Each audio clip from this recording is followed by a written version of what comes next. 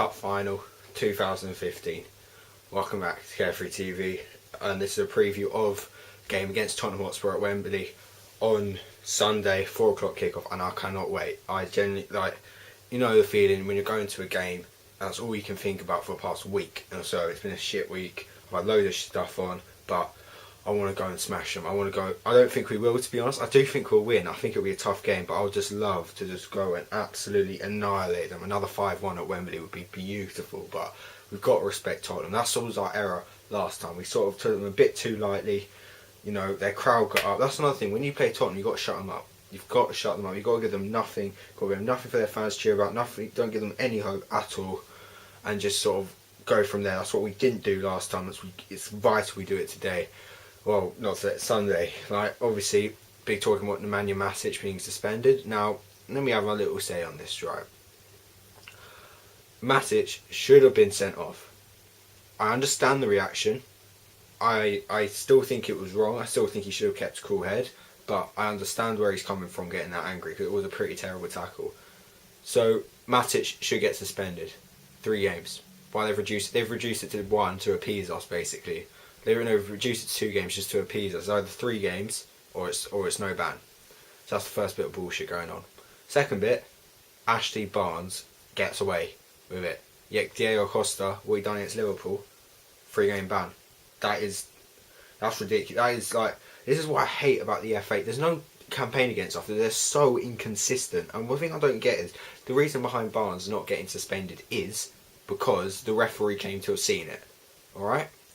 Fair enough. That's it. That's the rules. Barnes should. If the referee's seen that, Barnes cannot get suspended.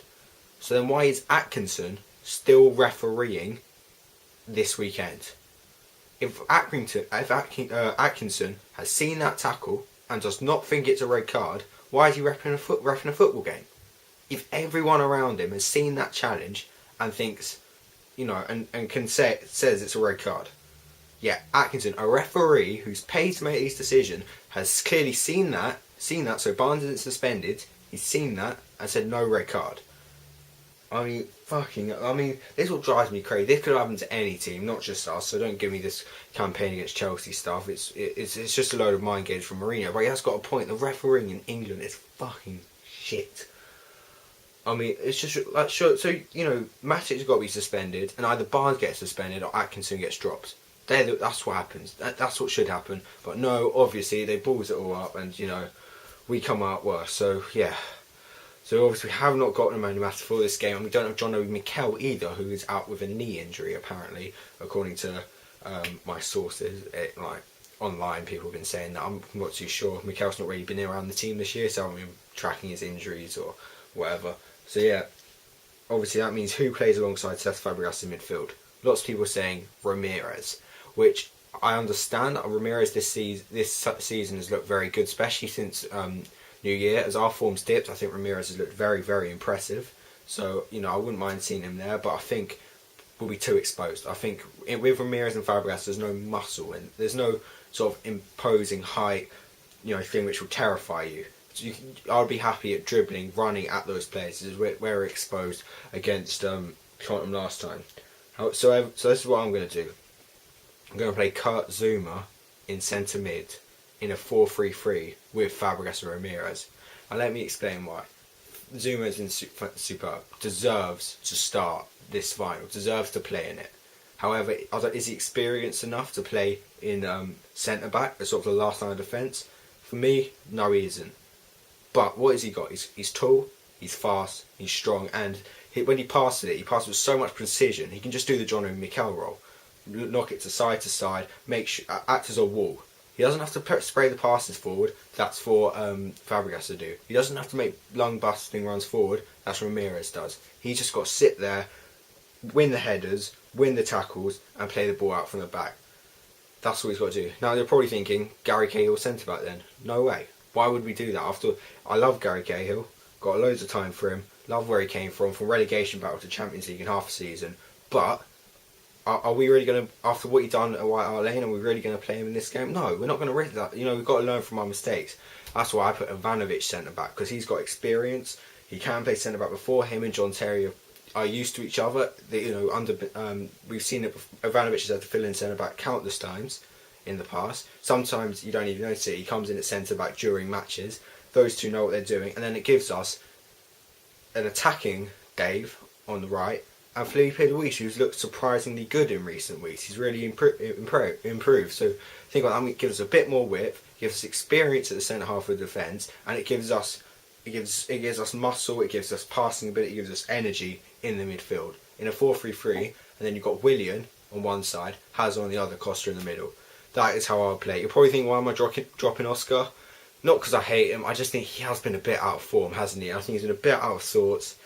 I think this game it would be, I can't remember if he played or not against Tottenham away. He was that sort of non-existence, in that game. If he was there, I can't even remember. I don't really want to think about it too much, but I do, and I just think this game would not be suited to him. I think maybe coming off the bench, if we need something, if we need someone to play a final through ball, I'd go with him. And obviously Costa up front, he's probably going to be, so up for it. He's going to go and try and score. And if not, we've got cup final, King, Didier Drogba on the bench, who I actually think will score the win. I think we'll win 1-0. Drogba will score. I think I can feel it. I'm feeling surprisingly positive. And in goal, Courtois, just because I love Czech, got the cup final experience, but Courtois got us there. His performance against Liverpool in the semi-final was world class. One of the best goalkeeping performances I have seen. Since Czech in the Nou Camp, when we drew 2-2 and went through. He was absolutely fantastic, and for that he deserved to start in the final. So yeah, Tottenham, of course, we've got to look out for Harry Kane, Chadley, Mason, Paulinho. These aren't world class players, are they? They're pretty average. As we seem to struggle against these sort of players. We struggle against players who've only got one good attribute and they use that against us. Harry Kane's is shooting, Mason's is passing, Chadley's got a bit of pace in him, even people like Bentaleb's got strength, you know what I mean? They're not all round, they've all sort of got 5, 6 out of 10 all round, and they've got one attribute which they got 10 out of 10 on and are fantastic at. Like I said, I do think we'll win. I will be there. Now, I'm not really sure whether I'm going to do a video whilst I'm there. I'm going to definitely do recording some of it, but I want to be sort of involved in the chant, involved in the atmosphere, rather than just be sitting there with my phone out recording, because it's not fun. It's going to be brilliant time at Wembley. I'm in the lower tier, I think, Gate J, for any of you who are going and might bump into me. I'm actually likely to, there's a chance I might miss kickoff, because I'm actually playing in the Cup semi-final in Epsom at 11 that morning. If that goes to extra time, I could struggle to make kickoff, which would not be that nice. But yeah, longer video than usual. I wanted to go into depth. I wanted to tell you, justify my decisions. Let me know what you think's going to happen down below. If you're not going, I think it's on Sky probably. I'm just assuming it's on Sky. Watch it. I'm going to try my best to do a review as soon as after the game, after I get back. But if we win, I'll probably be out sort of late and wouldn't be asked. So our review will definitely come out of this game, but it depends what time I get back from Wembley and stuff. So yeah, thanks for watching. Keep the blue flag flying high, and we're going to Wembley. Bye.